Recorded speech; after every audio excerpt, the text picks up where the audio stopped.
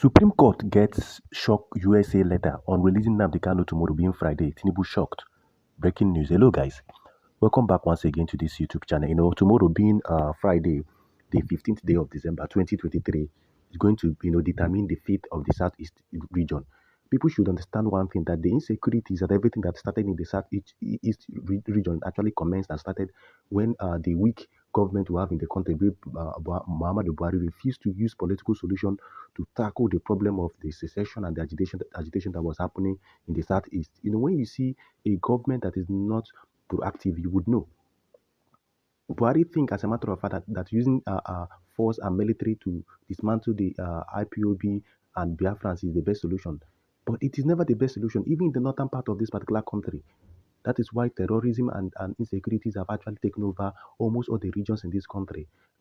Developed nations make use some political solution approaches to solve some certain problems so that it wouldn't escalate.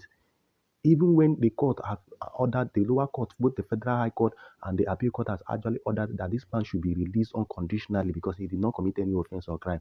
Still yet, Muhammad Buhari still kept him disobeying court order. We are living in a country whereby lawlessness is what is being even perpetrated by the people in court, in government that is supposed to protect our constitution. A whole court, two different courts in the federation said, release this man and free him because he did not commit any offense.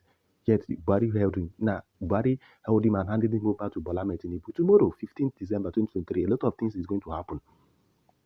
A lot of things is going to happen. A lot of Igbo groups have been sending messages to Bola Tinubu not to ply or go through the route of Muhammad Buhari, who was fighting a personal battle. As a matter of fact, to the extent that he disobeyed two court orders, I can boldly tell you this for free. Like I said, the USA has actually sent a shocking letter to the Supreme Court of Nigeria because the case is going to be held at the Supreme Court tomorrow about releasing Nnamdi Kanu unconditional. I'm going to read out the letter so you will listen to what this US lawyer and everybody said, because it has become an international embarrassment that a court in Nigeria will give an order and nobody will actually listen to the order, even the federal government himself. Well, before I read out the letter, please, if this is your first time of coming to my YouTube channel, please do well to subscribe and equally click on the notification button, because here you'll be getting important information and update and gist about some certain things that your major media outlets will not even show you, because most of our media outlets in this country have been bought over by the Abado and by Bola Tinubu. So please subscribe so you'll be getting authentic information and update from this particular YouTube channel. Now, let's dive back straight to the point. I told you today that a U.S. lawmaker urged the Supreme Court of Nigeria to release Nnamdi Kanu. According to the report, they said, as you can see on the screen, that a United States Democratic member of the Texas House of Representatives, whose name is Jarvis Johnson, has urged the Supreme Court to uphold the rulings of the lower courts that have ordered the unconditional release of Nnamdi Kanu, the leader of the indigenous people of Biafra. Mr. Johnson, the state representative from the 139th District, said this in a statement issued on Tuesday, made available to Vanguard by Kanu's special counsel, being Aloy Ejimako, ahead of Kanu's case with Apex Court sitting in Abuja, slated for December 15, 2023, being tomorrow. The statement was released as a lent voice to IPOB Yohannes Ndibu and Bruce Finn's cause, who had previously advocated the freedom of the self-determination leader. In his argument, Johnson, however, said that the extraordinary rendition of the IPOB leader from Kenya to Nigeria violated both the country's and international laws and warranted Kanu's release. So you could see that the international community, even the US, is actually looking onto this particular case, and this will determine the way international communities will look at Nigeria. Tinubu has been flying, walking up and down, looking for investors, begging investors to come. They don't know that some little things like this is what investors look at.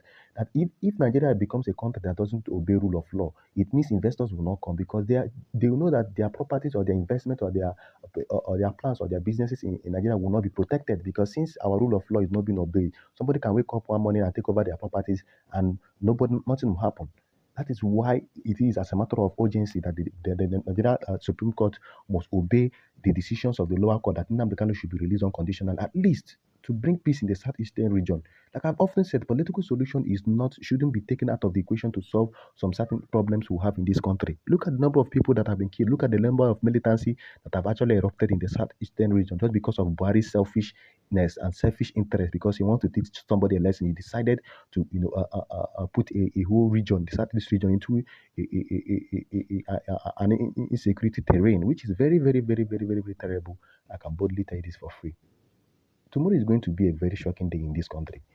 We will see whether Nigeria is a rascal nation whereby the rule of law is not obeyed. We know that Tinubu has brought over the judiciary, but let them use the little iota of self-dignity they have to uphold the judgments of the lower court that said they released Nnamdi Kanu unconditionally because his rendition that people did was a kidnapping. You kidnapped him from Kenya. You did not extradite him.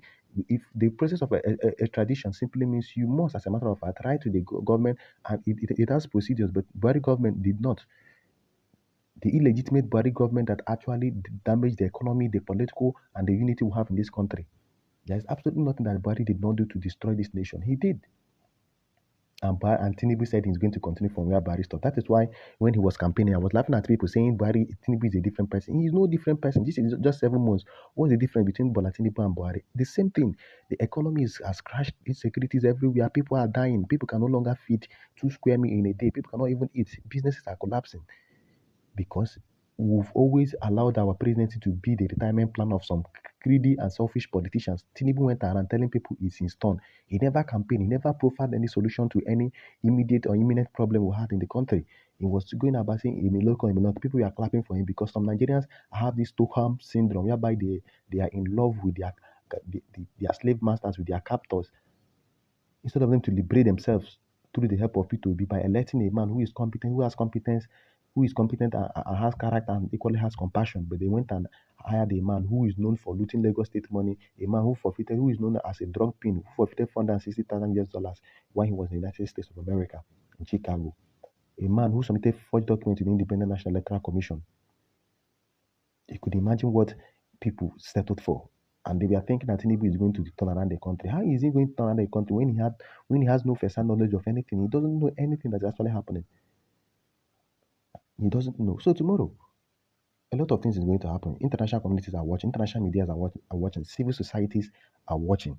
What will be of Nigeria and the Supreme Court of the Federal Republic of Nigeria? Well, I would like you guys to drop your comments and tell me what you think about this letter that was sent by the USA lawyer to the Supreme Court of Nigeria.